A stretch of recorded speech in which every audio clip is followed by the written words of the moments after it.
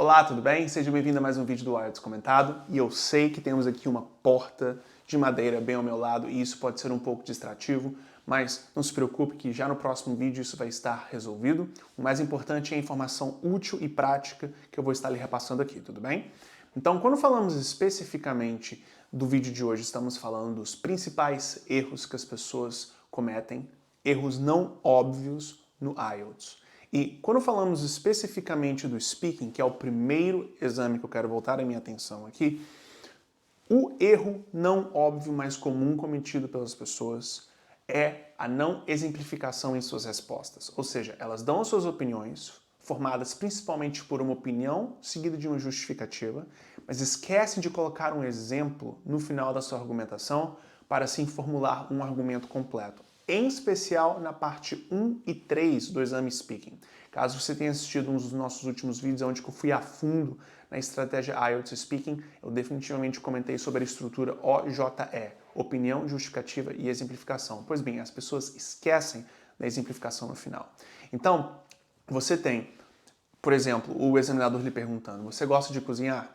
A sua resposta idealmente é, sim, eu gosto de cozinhar, opinião, yes, I like to cook, porque é uma tradição de família, por exemplo, because it is a family tradition, justificativa. E por último, a exemplificação que todo mundo se esquece. Last week, I cooked pizza with my family, for example, and it was delicious. Ou seja, na semana passada eu cozinhei, fiz pizza com minha família e foi delicioso. Ou seja, temos aqui uma exemplificação dada no final. Em especial na parte 1 e 3, as pessoas tendem a parar na justificativa, mas é necessário adicionar uma exemplificação para assim você ter um argumento completo. Então, vamos aqui ir no nosso quadro e deixar isso bem visual aqui para todos nós. Então, quando falamos do exame Speaking, não é?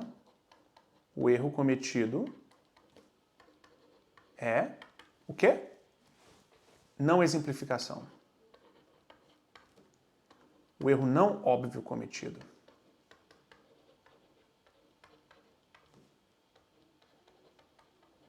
Ok? A não exemplificação. Agora vamos falar do listening. Qual é o erro não óbvio cometido pelas pessoas em termos do listening? O erro não óbvio cometido pelas pessoas no que diz respeito ao listening é o microgerenciamento de spelling. Microgerenciamento de spelling, ou seja, soletração, não é? O que é esse bendito microgerenciamento de spelling? Microgerenciamento de spelling é quando você está buscando, desde a sua primeira resposta, ter a soletração perfeita dela. Ou seja, você escuta a palavra e ao escrever, você na realidade tenta já desde o princípio ter uma escrita perfeita dessa palavra. O problema é que você, caso fique se corrigindo ao mesmo tempo em que o áudio está tocando, você vai perder a atenção no áudio e tentar ter essa palavra perfeita, e o problema é que o áudio vai continuar, e aí você vai ter problemas não somente nessa questão que você está tentando pegar o spelling perfeito, mas também nas próximas que você nem ao menos escutou, porque você está se focando demais em ter a resposta correta em termos de spelling, em termos de soletração desde o começo. O que é desnecessário porque você depois vai ter um tempo específico no exame para checar as suas respostas e aí sim você corrige qualquer erro de soletração que você tenha feito. Então eu vou te dar um exemplo, tudo bem? Vamos vir aqui no nosso quadro novamente. E nós aqui temos, por exemplo, uma situação que é, você tem a questão 3, por exemplo, no exame IELTS Listening, onde que você escutou a palavra hospital como resposta, tudo bem? Ou seja, hospital. Aí você, na correria, escreve hospital. Come o P, hospital, e aí fica simplesmente hospital. E você sabe que está errado. E aí o que o seu perfeccionismo, não somente seu, mas na realidade de todos nós, faz acontecer? Faz a gente tentar escrever ou tentar reescrever essa palavra. A gente corta, por exemplo, e reescreve novamente hospital, não é?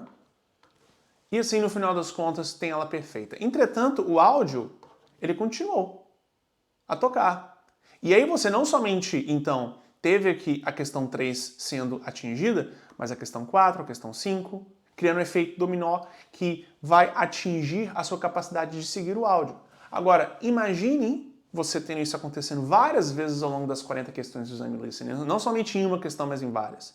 Você cria um efeito dominó, uma bola de neve, que faz você perder a atenção no áudio e faz várias questões serem perdidas em termos de soletração, mas também em termos de interpretação desnecessariamente. Então, você numa situação como essa, o que você faz?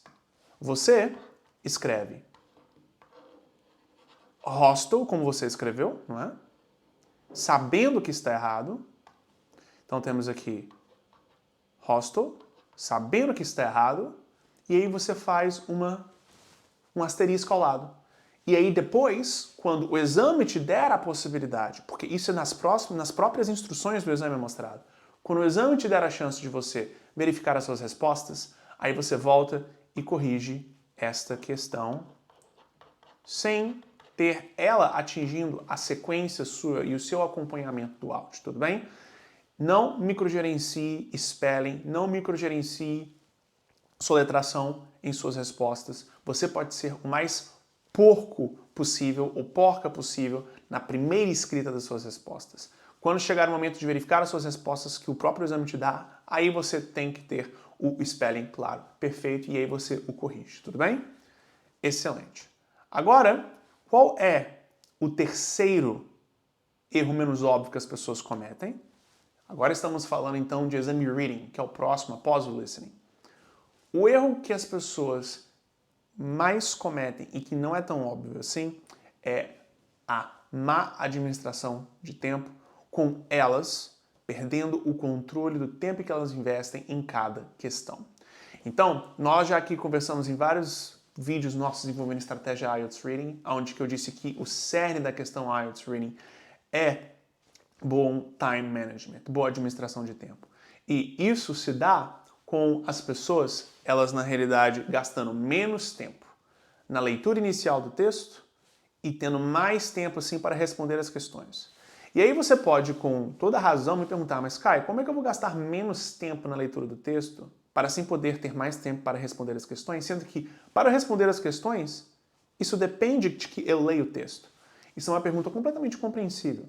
E o que eu sempre mostrei aqui e voltarei a mostrar em vários vídeos é: você faz uma leitura inicial seca do texto. Você faz uma leitura inicial do texto que você tem a possibilidade de entender o que o texto como um todo fala, sem ter que ler todas as palavras dele. E aí você vai para as questões. E aí você, tendo em vista as questões, volta ao texto e aí sim relê somente as partes que o texto abrange das questões. Porque definitivamente você vai ter situações onde você vai ter textos grandes no exame IELTS Reading, nos quais as questões não abrangem ele como um todo. E aí você leu, às vezes, parágrafos por completo que nem ao menos foram abordados pelas questões, te fazendo desperdiçar tempo. E quando você faz isso, não somente em um texto, mas em todos os textos do exame, você definitivamente tem uma circunstância onde que você economiza ali 1, 2 minutos por sessão, 6, 5 minutos no exame total, e isso faz um mundo de diferença para você no final das contas, tudo bem? Então, vou aqui colocar no nosso quadro o terceiro erro não óbvio feito pelas pessoas é gastarem mais tempo na leitura do texto do que nas questões. Então é mais tempo. Aliás, isso aqui é do reading, não é? Então vamos lá. Reading.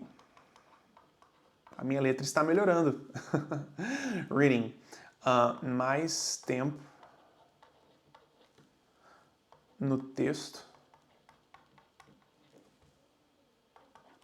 do que nas questões. E caso ainda não esteja claro para você a dinâmica disso, não se preocupe, porque caso você verifique o histórico do nosso canal em vídeos que envolvem o reading, definitivamente mostramos para você na prática como fazer esse processo, não é? E eu acabei, na realidade, tendo aqui escrito, não é? Embaixo do meu vídeo, mas sem problemas. Eu acho que o que eu posso fazer aqui é, pego você, coloco você aqui e tudo fica melhor, ok?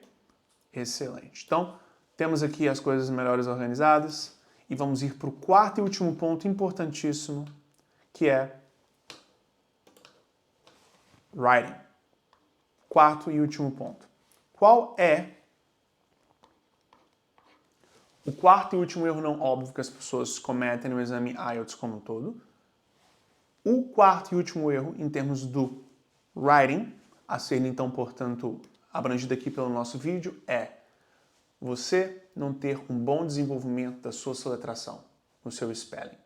Ou seja, você tem as pessoas, elas automaticamente assumindo que elas desenvolvem o seu spelling, a sua soletração, a sua capacidade de escrever corretamente as palavras em termos das letras utilizadas, com o writing, escrevendo redações.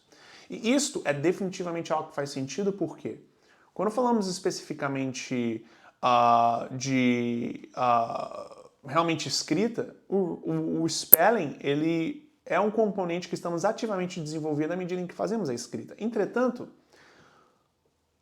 writing não é somente spelling. Writing não é somente soletração. Writing é soletração em conjunto com estratégia, em conjunto com gramática, em conjunto com estrutura. Tudo bem? Spelling é somente uma coisa. Uma palavra escrita com as letras corretas, não importando o que vem antes ou depois. Então, é necessário que você isole o seu desenvolvimento spelling para que ele seja feito de forma apropriada. E como que você faz isso? Você faz isso através de exercícios específicos de spelling. E qual é um site no qual você pode utilizar para isolar esse seu desenvolvimento de spelling? É o How to Spell. howtospell.uk. Este é um site sugerido pelo próprio IELTS. Vou aqui mostrar para você o site. Olha só, howtospell.uk. Bom, por alguma razão não está abrindo, mas só em respeito ao seu tempo, eu vou escrever aqui how to spell e aí você depois o visita, tudo bem? How to spell e eu também colocarei na descrição do nosso vídeo aqui, tudo bem? Tendo isso em vista, howtospell.uk é um site no qual você tem o próprio IELTS sugerindo usá-lo.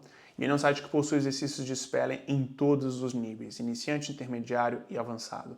E você, independente do seu nível, faz desde os exercícios iniciantes. Porque, frequentemente, o que acontece é que as pessoas, elas, quando são mais intermediárias para avançadas, pensam que não tem palavras mais fundamentais com gaps em termos de conhecimento, com lacunas em termos de o conhecimento em como escrevê-las corretamente. Mas muitas pessoas têm. Eu posso até mesmo arriscar dizer que a maior parte das pessoas intermediárias para avançadas acabam por ter lacunas no desenvolvimento de escrita de palavras fundamentais. E o problema é que você acaba por perder mais pontos escrevendo palavras fundamentais básicas erradas do que palavras mais avançadas, não é? Então, você na realidade faz suas atividades de spelling desde o iniciante. E aí você, bem mais rapidamente, já que você é mais iniciante, ou melhor, mais avançado, se eleva aos exercícios mais avançados. Agora, como operacionalizar este seu spelling? A maneira como você operacionaliza é você, por 25 minutos por dia, de segunda a sexta-feira, faz os exercícios do site How to Spell, que, como dito, vai estar aqui na descrição desse vídeo. E você, então, no final de uma semana, vai ter aproximadamente 2 horas e meia de exercícios de spelling. Isso, no final de um mês, vai te dar ali quase 10 horas de exercícios especificamente de spelling sendo feitos e, portanto, progresso especificamente de soletração ocorrendo sem a necessidade de ter um investimento diário muito alto, porque são somente 25 minutos por dia. Até o presidente dos Estados Unidos tem 25 minutos por dia para fazer o spelling. Tudo bem? Com isso dito, existe um último elemento a ser considerado quando falamos de exercícios de spelling, que é você o faz sempre à mão, mesmo com você até mesmo querendo fazer o exame IELTS e estudando no seu dia a dia no computador. Por quê? Você na realidade precisa de escrever menos vezes uma mesma palavra e aprender a escrevê-la corretamente quando você a aprende escrevendo à mão do que quando você digita. Porque quando você digita uma palavra, o computador literalmente desenha as letras para você. enquanto que quando você está literalmente escrevendo no papel físico, com caneta ou lápis, você está fazendo o movimento físico, neurológico de escrita das letras, fazendo então com que você tenha uma circunstância diferenciada e tenha a capacidade de absorver bem mais. A escrita individual da palavra é mais lenta, mas você precisa de escrevê-la menos vezes para internalizá-la, fazendo assim então com que a rapidez do processo de internalização seja consideravelmente melhor e maior. Com isso, você não está de fato desperdiçando tempo, mas ganhando. Tudo bem? Perfeito. Então, esses são os 4 principais erros não óbvios que as pessoas cometem. A não exemplificação de ideias, de argumentos no speaking, o microgerenciamento de palavras, de respostas no listening, o investimento de mais tempo na leitura do texto do que na realização das questões no reading e o não desenvolvimento de spelling, de soletração isolado no writing. Tudo bem? Muita atenção com relação a estes pontos. E foi um enorme prazer estar aqui com você. E lembrando que se você sente que esse vídeo adicionou para você, não se esquece de dar aquele joinha, isso definitivamente faz toda a diferença. E igualmente, caso você sinta que é necessário saber quanto tempo de preparação o IELTS você pessoalmente precisa para conquistar uma vida com mais segurança e qualidade fora do Brasil, clique no link que também estará na descrição, onde nós, de uma forma bem direta ao ponto, definimos quanto tempo de preparação IELTS você pessoalmente precisa exatamente para essa finalidade, tudo bem? Muitíssimo obrigado pela sua atenção, foi um enorme prazer estar aqui com você como sempre, e nos vemos então no nosso próximo vídeo. Tchau, tchau!